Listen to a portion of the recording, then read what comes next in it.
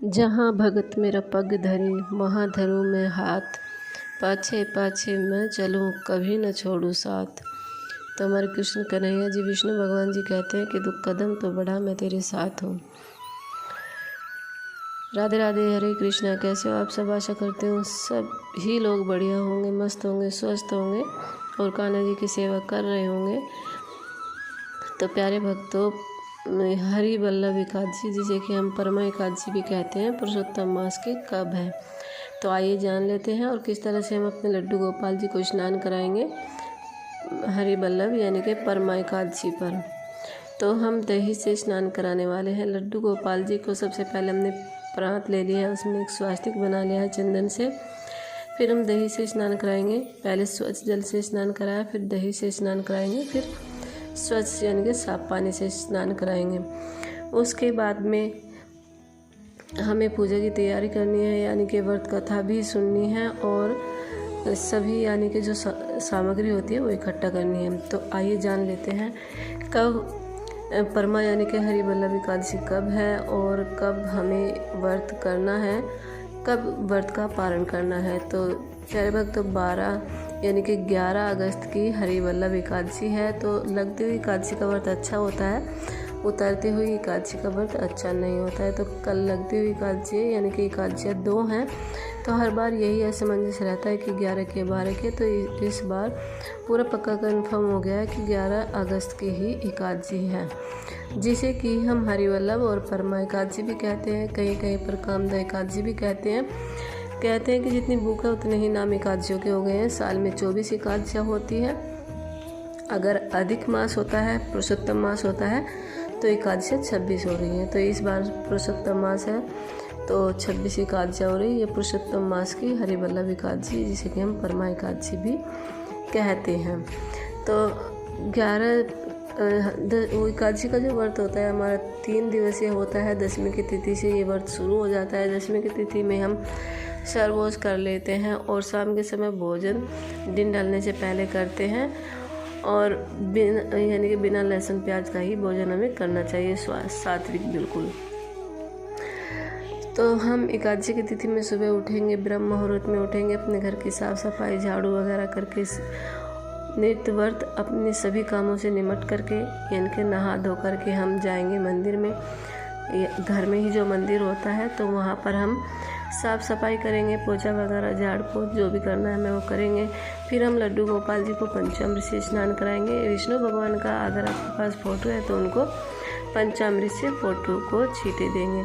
तो अब तो हर घर में लड्डू गोपाल जी होती है, उन्हीं को पंचामृत से हम स्नान कराएंगे। तो जैसे कि हमने अपने लड्डू गोपाल जी को दही से स्नान करा दिया और विराजित कर दिया। अब इनको मैं आज बिटिया रानी ने इनको स्नान कराया है, तो दही से स्नान कराया। आज उसने ही पूरा श्रृंगार किया है इनका।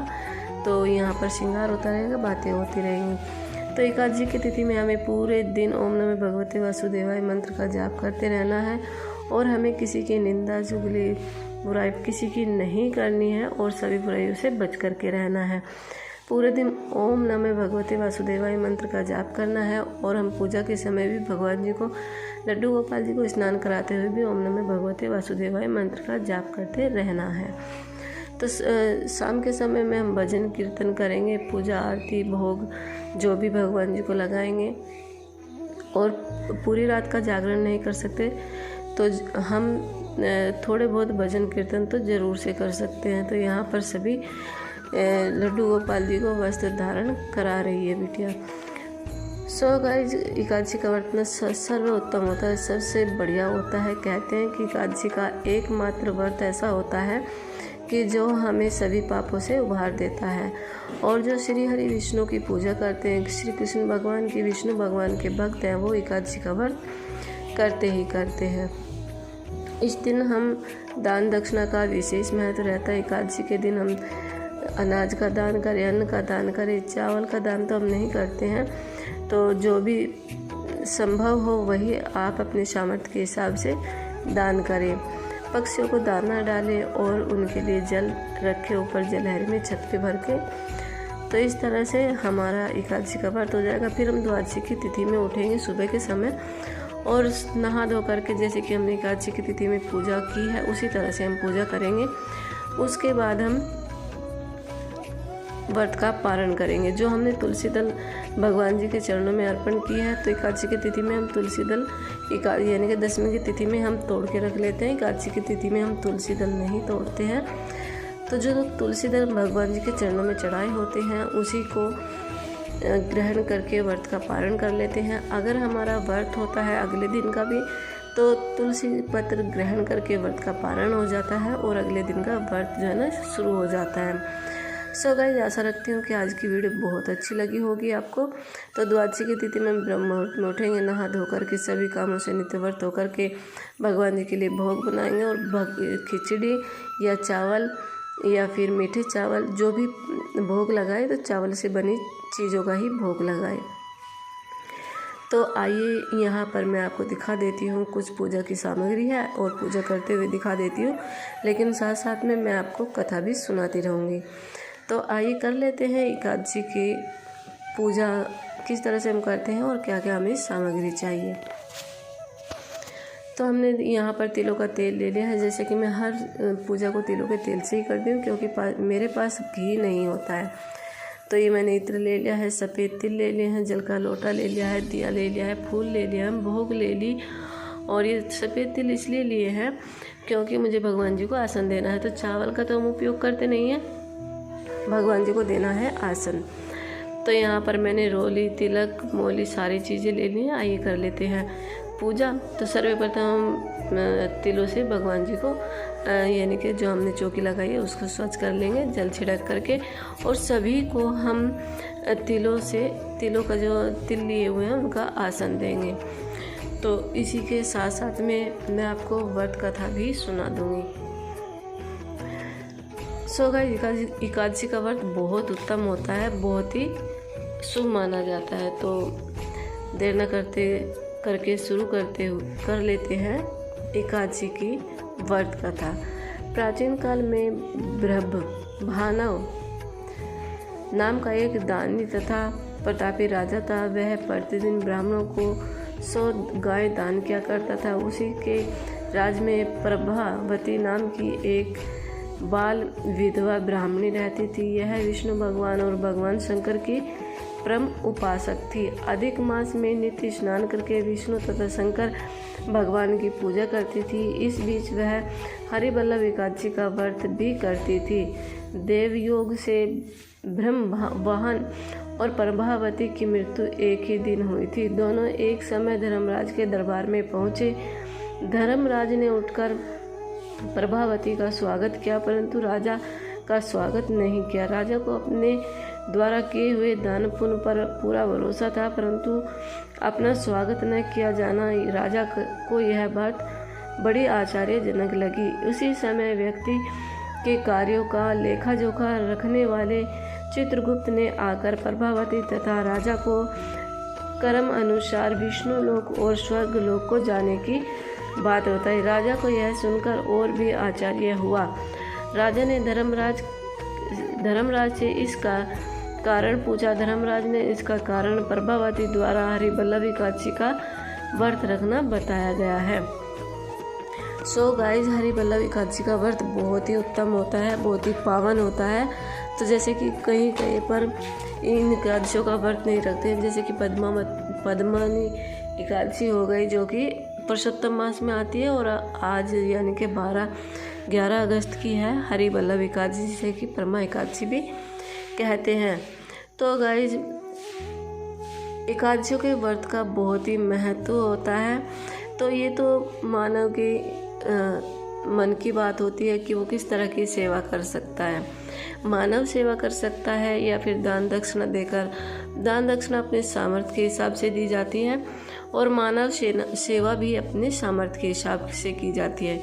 लेकिन श्री हरि विष्णु की पूजा अपने मन से और तन मन धन से की जाती है। तो धन की ज़्यादा आवश्यकता नहीं होती है, मन और भाव की आवश्यकता हो, किस भाव से हम भगवान जी को पूज रहे हैं। सो गाइस, हमारी पूजा घर में ना ये छोटी छोटी सी चुईयाँ हो रखी है, बहुत ही परेशान करती है। तो यहाँ पर दक्षिणा हो गई है, गणपति भगवान जी को दक्षिणा अलग चढ़ा दी गई हो और सभी लड्डू गोपाल जी को जो विष्णु स्वरूपी यहाँ पर बैठे हैं उनको चढ़ा दी गई है। भोग प्रसाद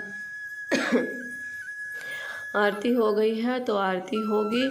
और यहाँ पर मैंने आपको कथा सुनाई है। कथा तो एकादशी की एक और है जो कि मैं आप लोगों को सुनाने वाली हूँ। पुरुषोत्तम मास की द्वितीय पक्ष की एकादशी का नाम कामदा एकादशी है। जो श्रद्धा पूर्वक कामदा के पुत्र व्रत अनुष्ठान करता है वह इस लोक में परलोक में भी मनोवांछित वस्तु को पाता है। यह कामदा पवित्र पावन महापातक नाचने तथा व्रत करने वालों को भोग एवं मोक्ष प्रदान करने वाली है। नृपश्रेष्ठ कामदा एकादशी को विधि पूर्वक पुष्प धूप नैवेद्य फल आदि के द्वारा भगवान पुरुषोत्तम की पूजा करनी चाहिए। व्रत करने वाला वैष्णव पुरुष दशमी तिथि को कांसे के बर्तन, उड़द की दाल, मसूर की दाल, चना, कोंदा, साग, मधु, प्रायधन, अन्न, 2 बार भोजन, मैथुन, इन 10 को त्याग करे। और इसी प्रकार एकादशी की जुआ, निंद्रा, पान, धून, प्राय, निंदा, चुगली, चोरी, हिंसा, मैथुन, क्रोध और असत्य भाषण के 11 दोषों का त्याग करे। द्वादशी के दिन कांसे का बर्तन, उड़द की दाल, मसूर, तेल, असत्य भाषण, व्यायाम, प्रदेश के 2 बार भोजन, मैथुन, बैल की पीठ पर सवारी, प्रायधन, अन्न, साग, एकादशी का वस्तुओं का त्याग किया जाता है। जिन्होंने इस विधि से कामदा एकादशी का व्रत किया है बहुत ही उत्तम माना जाता है। एकादशी का व्रत किया और रात्रि में जागरण करके श्री पुरुषोत्तम जी की पूजा करनी चाहिए। सब पापों से मुक्त होकर परम गति को प्राप्त होता है। इस कथा को पढ़ने वाले और सुनने वाले को गोदान का फल मिलता है। तो फिर हम भगवान जी के चरणों में प्रार्थना करेंगे कि हे भगवान, अगर कोई गलती हो जाए, कोई त्रुटि हो जाए तो हमें क्षमा करना और हमारी प्रार्थना को स्वीकार करना। हम तो तुम्हारे दास हैं, बालक हैं, अज्ञानी हैं, पापी हैं, भुलक्कड़ हैं, सभी कमियां हम में हैं और सभी कमियों को एक साइड रखते हुए हमारी पूजा को स्वीकार कीजिए। जो भी हमने सच्चे मन और सच्चे भाव से, श्रद्धा से जो भी हमने पूजा की है उसे स्वीकार करिए। तो इस तरह से हम प्रार्थना करते हुए द्वादशी की तिथि में भी व्रत का पारण कर लेंगे। तो व्रत का पारण हमें करना है द्वादशी की तिथि में 5 बजे से लेकर 8 बजकर 10 मिनट तक हमें व्रत का पारण कर लेना है। तो आई होप कि ये वीडियो आपको बढ़िया लगी हो। अगर बढ़िया लगी हो तो फ्रेंड्स और फैमिली के साथ मिलकर शेयर करना और कमेंट सेक्शन में कमेंट करके ज़रूर से बताना। तो फिर